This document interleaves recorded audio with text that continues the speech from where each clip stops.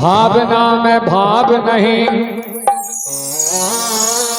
भावना में भाव नहीं तो भावना बेकार है,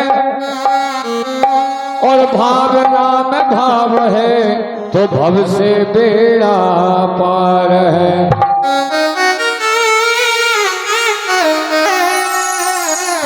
सच्चिदानंद रूपाय विसोनिपत्यादि है तुम्हें, तापत्रयी विनाशाय श्री कृष्णाय वयं नमः।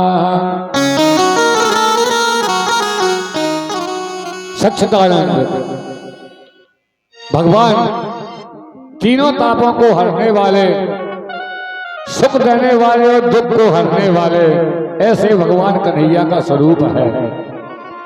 आज हम भगवान कन्हैया की झांकी के सभी दर्शन कर और आनंद ले रहे हैं इस दरबार में। और गोस्वामी बाबा ने ये तो लिखा है इस लोक में तो तापत्रयी विनाशाय और श्री कृष्णाय वयं नमः। अभी हमारी समझ में भी इस लोक से नहीं आती है, तो गोस्वामी बाबा ने लिखा है, क्या लिखा है? देहक देविक भौतिक तापा, देहक देविक भौतिक तापा, देहक देविक भौतिक तापा, देहक देविक भौतिक तापा, देहक देविक भौतिक तापा, देहक देविक भौतिक तापा, राम राज नहीं कारो व्यापा, राम राज नहीं काहू व्यापा। इसलिए भगवान जहाँ खड़े हो जाते हैं, यहाँ 30 कोट में देवता विराजमान हो चुके हैं, और जहाँ जहाँ भगवान की कथा होती है वहाँ हमारे हनुमान जी महाराज तो पहले से ही विराजमान हैं। उनकी अति कृपा होने से, पूर्वजों की कृपा होने से आज ये अवसर आपके लिए और हमारे लिए सौभाग्य प्राप्त हो रहा है। मेरा माइक क्यों बदला रहा है, मेरा गला बदला रहा है कि माइक बदला रहा है, मुझे ये समझ में नहीं आ रही है। केवल शायद मेरा गला ही खराब हो गया, आपका माइक तो ठीक है। कहने का मतलब है समझ जाना चाहिए। जय श्री राधे। तुंगभद्रा पूर्वे तुंगभद्रा भद्रा तटे पूर्ववतो नमत्तम, यत्र वर्णा सौधर्णेन सत्यकर्मणा परा। तुंगभद्रा किनारे एक कुंदनपुर नामक नगर है महाराज। श्री सुखदेव जी महाराज कहते हैं, राजा पारीक्षत, आज की कथा कहां से प्रारंभ होती है? हमारे महानुभावों ने कथा श्रवण की, हमारे बुजुर्ग बैठे माननीय सम्माननीय, तुंगभद्रापुर से कथा प्रारंभ होती है। तुंगभद्रापुर क्या है? तुंगभद्रापुर के किनारे एक कुंदनपुर नामक नगर है, और वहां पर कौन रहता है? आत्मदेव नाम के ब्राह्मण रहते हैं, और उनकी पत्नी का नाम क्या है? धुंधुली। नाम क्या है? धुंधुली। पर धुंधुली और जो हमारे पंडित जी महाराज हैं वो वेदों के बहुत बड़े ज्ञाता हैं महाराज। उनकी पत्नी बहुत सुंदर है, और आत्मदेव पंडित जी दान करते, दान करवाते, दान लेना, दान देना, अगर लेना है तो देना भी सीखिए। इससे हमारे जो दशा अंश होता है, जो हम साल भर में झूठ बोलते हैं, कमाते हैं, लेकिन झूठ बोलना चाहिए, कहाँ बोलना चाहिए, मुझे बात याद आ गई। अगर किसी के प्राण बच रहे हों तो भगवान के दरबार में यदि आप झूठी सौगंध भी खाए आते तो उसका पातक नहीं लगता है। अच्छा, लड़ाई लड़ना चाहिए। लड़ाई कब लड़ना चाहिए? मलाई के लिए लड़ाई नहीं लड़ना चाहिए। यदि हमने 24 घंटे में भी एक भी बार यदि प्रभु का नाम नहीं ले पाया तो हमें लड़ाई लड़ना चाहिए। अगर हमने 24 घंटे में एक भी बार प्रभु का नाम नहीं ले पाया तो हमें लड़ाई लड़ना चाहिए, लेकिन मलाई के लिए लड़ाई नहीं लड़ना चाहिए। बोले भागवत भगवान की जय हो। एक दिन पंडित जी ने क्या किया, आत्मदेव पंडित जी बहुत दान करते थे, अनुष्ठान करते थे, लेकिन कोई संतान नहीं हुई महाराज। तो दुखी होकर के वन में चले गए महाराज आत्मदेव पंडित जी। दोपहर में प्यास ने सताया है, तालाब में जाकर के पानी पिया है और संतान के दुख से दुखी होकर के जल पी करके शोक में बैठे हैं महाराज।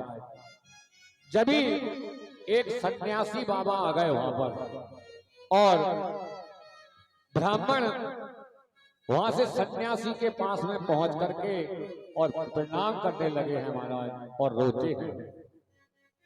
क्या कहते हैं, धिक जीवतम प्रजाहीनम धिक रहे चा प्रजा बिना धिक रम चान पतस्यो धिक कुलम संतति बिना। हे प्रभु, मेरे जीवन के लिए धिक्कार है, क्योंकि घर को धिक्कार है, पुत्र के बिना धन को धिक्कार है और पुत्र के बिना कुल को धिक्कार है। हे मुनिवर, मेरी पत्नी के पुत्र होने की बात तो दूर रही, मेरे जो ये गौ माता है पालतू, उसके भी कभी बछड़ा नहीं होता है। मैं इतना दुर्भाग्यशाली हूं, मुझे कोई उपाय बताइए जिससे मुझे सद्मार्ग मिल सके। तो गुरु ही महाराज रास्ता बताते हैं। गुरु ने किसको रास्ता बताया था? दशरथ जी महाराज को। दशरथ जी महाराज के चौथे पन में 4 पुत्र हुए थे, लेकिन गुरु ग्रह गए तुरंत में पाला। गुरु बनावे जान के और पानी पीवे छान के। महाराज गुरु सही मिल जाएंगे तो गोविंद भी मिल जाएंगे, यदि गुरु सही नहीं मिलेंगे तो गोविंद नहीं मिल पाएंगे। बैठिएगा, केवल 10 मिनट की कथा है, आनंद लीजिएगा। और कहा अत्यंत दुखी होकर के प्राण त्यागने को तैयार हो गए महाराज। तो आत्मदेव पंडित जी को रोते हुए देख करके सन्यासी कहते हैं, पंडित जी आप संतान के लिए इतने कष्ट से क्यों रोते हो? आज तक पुत्र से किसी ने सुख पाया है क्या? हे ब्राह्मण देव, बुरे गांव का बसना, कुलहीन की सेवा और बुरा आहार करना, ये सब व्यर्थ की बातें हैं महाराज।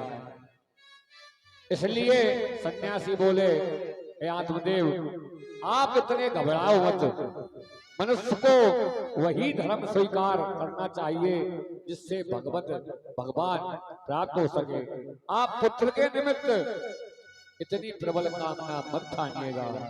इसके बाद में क्या होता है, आत्मदेव ने, सन्यासी बाबा ने उनको एक फल दे दिया कि अपनी पत्नी को खिला देना, तो इससे तुम्हारे संतान हो जाएगी।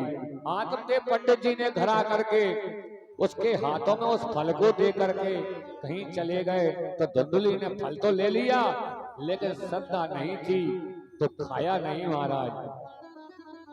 आत्मदेव की पत्नी धुंधली असत्रा से उस फल को हाथ में लेकर अपनी बहन सहेलियों में विचार करने लगी। कहती है, यदि मैं इस फल को खा लूंगी तो पेट भरने के कारण मैं ठीक से भोजन नहीं कर पाऊंगी। ऐसे विचार करने लगी हैं। जिसकी बुद्धि पर अज्ञान बैठा हो महाराज, अज्ञान का पर्दा लगा हो, वो बुद्धि रूपी कहां से हो सकती है? धुंधली उसी का नाम है, अबुद्धि का। तो मेरे गर्भ है तो मुझे परेशानी होगी, झेल नहीं पाऊंगी। यदि सुखदेव जी की तरह बालक 12 वर्ष तक उदर में ही रहा तो कैसे जीना होगा? बालक के पालने में बड़ा श्रम करना पड़ता है महाराज। किसी का भी बालक हो, कोई भी माता हो, उसको बड़ा करने में बड़ा कष्ट होता है। लेकिन पंडित जी विचार कर रहे हैं और समझने वाली बात है क्या कि संसार में संतानों का संसार अधूरा रहता है जब तक ना खिले गोदी में सुमन, जब तक ना खिले गोदी में सुमन, परिवार अधूरा रहता है, रहता है, रहता है, रहता है, रहता है, रहता है,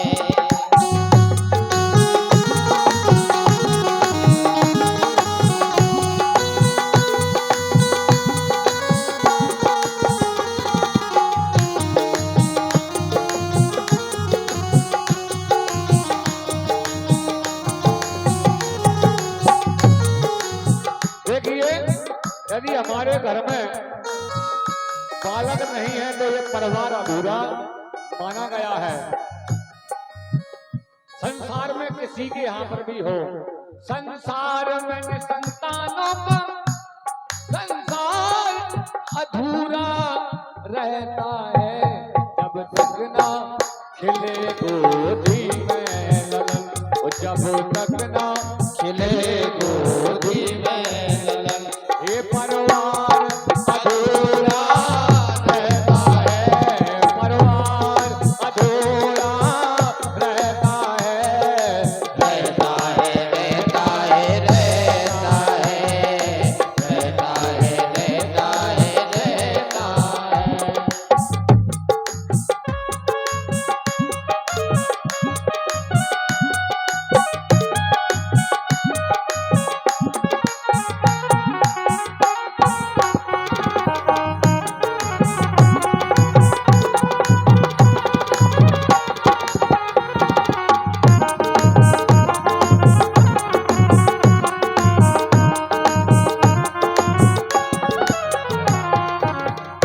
गुरुजी महाराज सब दूर कर देते हैं, एक बार भूपत मन माही और भई गलान मोरन सुत नाही। तो रास्ता बताने वाले कौन होते हैं? गुरु।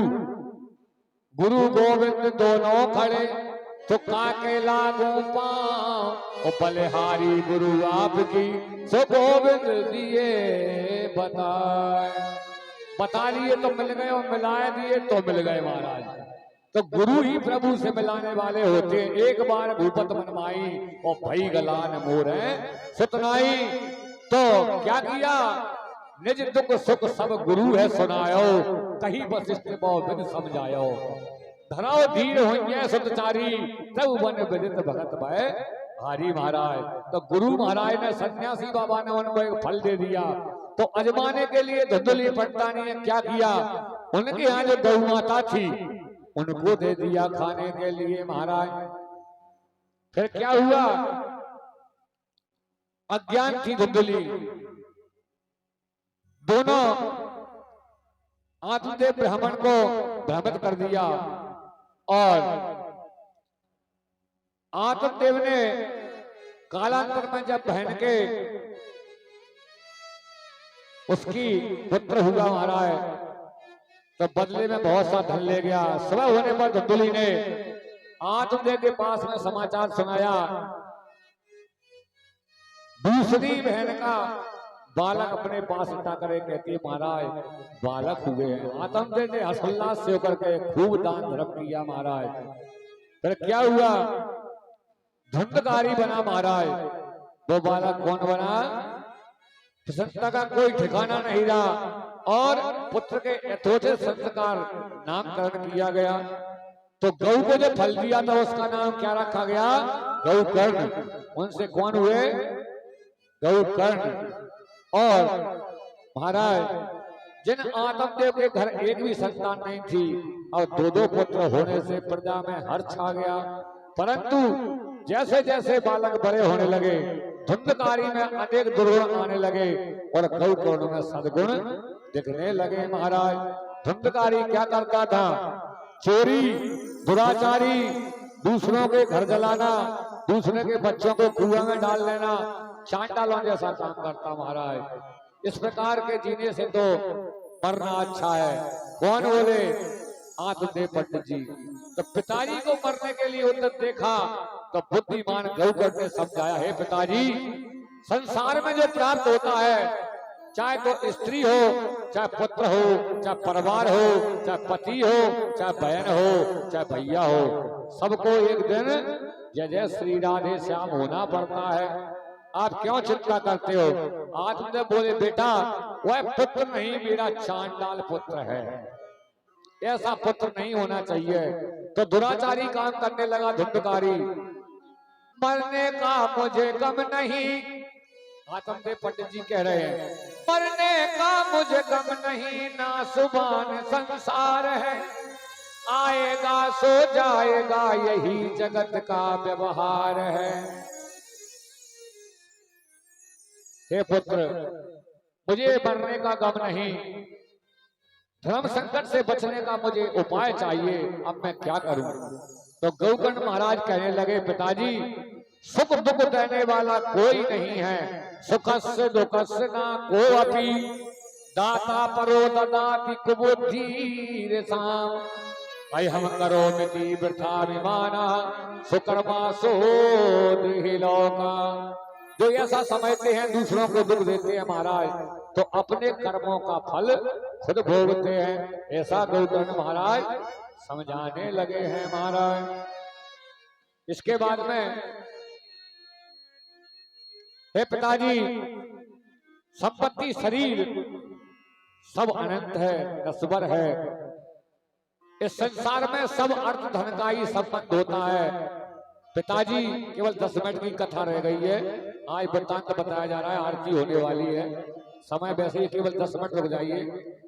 तो महाराज